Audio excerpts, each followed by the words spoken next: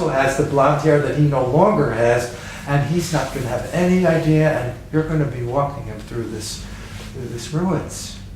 And this, to me, became this very powerful kind of a thing. I was teaching at that time in Haifa, and I could not face my class and focus on teaching because this was stuck in my mind all the time. I would go to sleep thinking about these images because I didn't understand them. I mean, you're waving a camera around. There isn't a single photograph in the series where I'm looking through the camera. I'm waving the camera. I can't see this picture. I can think of what it might look like and that I want this in the beginning, that in the middle, and that on the other side. And I'll hold the camera and guess where that lens is moving and hope that I've got it right.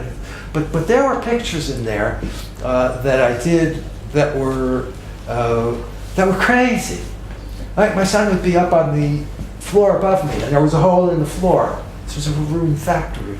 He's up there playing around in the dust with his little doll or little donkey or a little horse. I think it's a little stuffed donkey. He's playing there with a stick in the dust, and I'm a floor below him, and there's an old drum, an oil drum that's there, and I'm standing on it so that I can reach up and put my hand through the hole in the floor above me and photograph him. And at the same time, I wanted this side of the wall, this long corridor that I was on the first floor, and that side of the corridor I wanted him through the hole. I didn't know what the hell to photograph. I mean, how can you know what's going to look like? You can guess, but this time I had a lot of experience.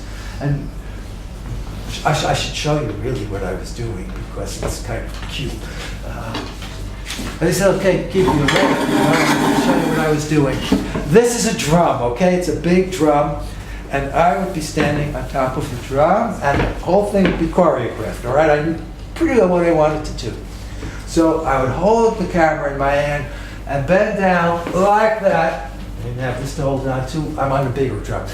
Bend down and start the thing going, and it photographs that part of the corridor. At this point, I grabbed it with two hands, lift it through the hole in the floor, got my son, snap it down, and photograph the right corridor. What are you going to do? What is this? You know, like, you don't start off photographing with a Widelux camera that you're taking basically a hammer and trying to play music with it. It just doesn't, this is not what this camera was ever designed for. It's a panoramic camera. It's not for holding in your hand and making blurry pictures.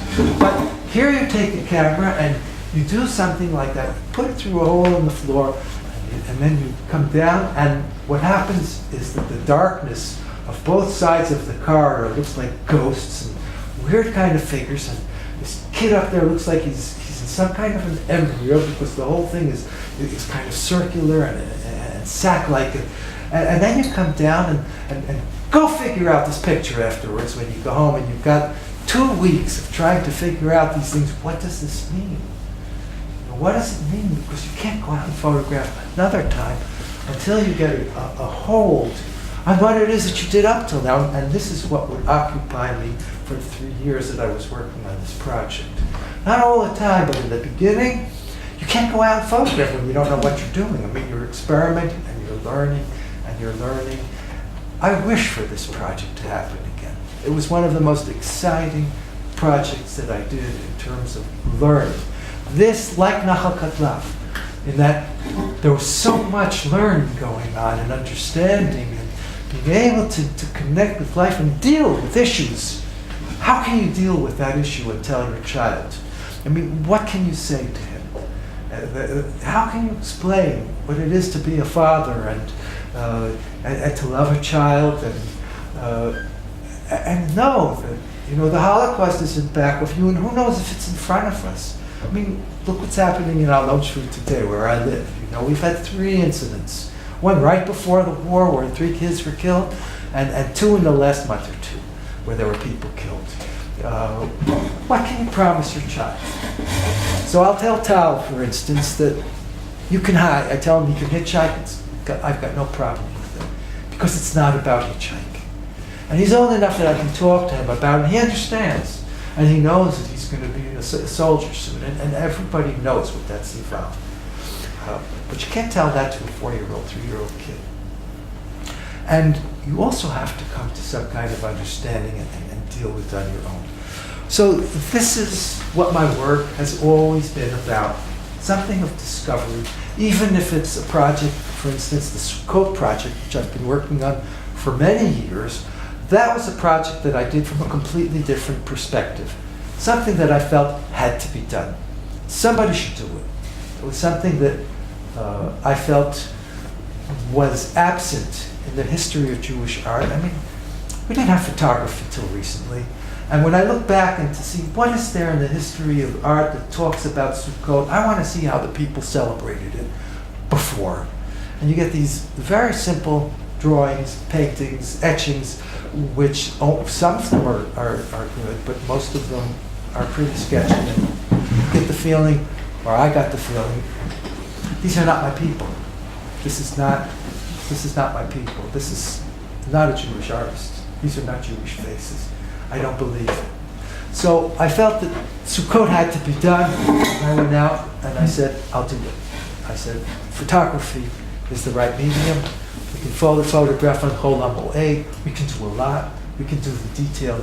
No other medium can do it like photography. And since I felt nobody was doing it, I took the responsibility. But that was a different kind of a project. And even in that project, the discovery and the connecting with the people became the major issue, and that's what it was. It's about the people and learning and seeing other cultures, other ways of celebrating and meeting with my nation and having this wonderful excuse to come into their lives and into their houses by knocking on their door and saying, I want to photograph your sukkah, and have a sukkah of a little child, I want to have that child. And they would go get him, and they wanted that picture. So this is a little bit about my work, about a constant way of seeing and trying to fine tune the whole idea of how do you teach a philosophy of purpose as opposed to product. And how can you get people excited about photographing, I don't care what it is, but to know that it's not the image that we're talking about, that the dream of being an artist is not the work, it's about connecting. It's about, this is your medium in which you connect with life and find meaning in it. And it brings you to the most exciting places that you can't get into without this magical box that has a piece of glass on one side of it and some kind of sensitized image in the back of it. And you go to somebody and say, I've got this wonderful little box. It's got glass in the front and some sensitive thing. Tell me the secrets of your life. And then people do, because they know that this is a proper form of attention. And they want it just as much as you do. So this is one of the ways of how I deal with it. And more my teaching is not at all about the prints. I don't care about the prints. I don't care about, and my students don't either, because what they're realizing is what they're getting back is themselves. Any questions?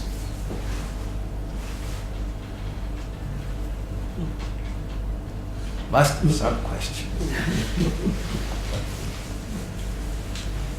Do you find your students have difficulty connecting with the art of photography if they're only coming through a digital sort of medium, or as opposed to a film medium like you did? Do you find there's a difference in the way? I don't think that there's any difference at all in certain subjects. I think that digital photography basically has totally replaced film photography, and it includes it. It offers a lot more. And it frees me, especially as a teacher, from the problem of getting a good print. The print they come back with the cheapest digital camera is better than anything that we could produce in the darkroom, in the color darkroom at Batzal. I used to teach all that stuff. It took us an hour and a half to get to a print that you could, for half a shekel today. For that To get reason, to that's that. why I wonder if you had trouble helping a person to engage, like visualization, and that's Adam's concept, you know. I don't Or do really. you think it's inherent with the digital image now? Well, his concept was a function of his time, and Neil is an expert on it. You should ask him that question. But we also have to realize that if Ansel Adams was working today, he'd be doing digital. Oh, yeah. And he'd be doing marvelous things that were way beyond what he did then, because he would have much more tools to deal with. But when we were teaching a few years ago, they always stuck me in the dark room because I was good at it. Why was I good at it? Because I had to be. Because I don't know why they weren't good at it, but it took so much time and learning to get to learn to make a good print. And they said, here's a guy who knows how to make a good print. Teach darkroom. I didn't want to teach darkroom. I never wanted to teach darkroom. I did it with my heart because I knew that there were secrets there. Well, in the end, you learn that through the process, you learn how to see. In other words, That's what I was. if there's an advantage to the analog process, is that it takes so long to get a result that while you're working on it, you're also learning to understand and see at the same time. That's right.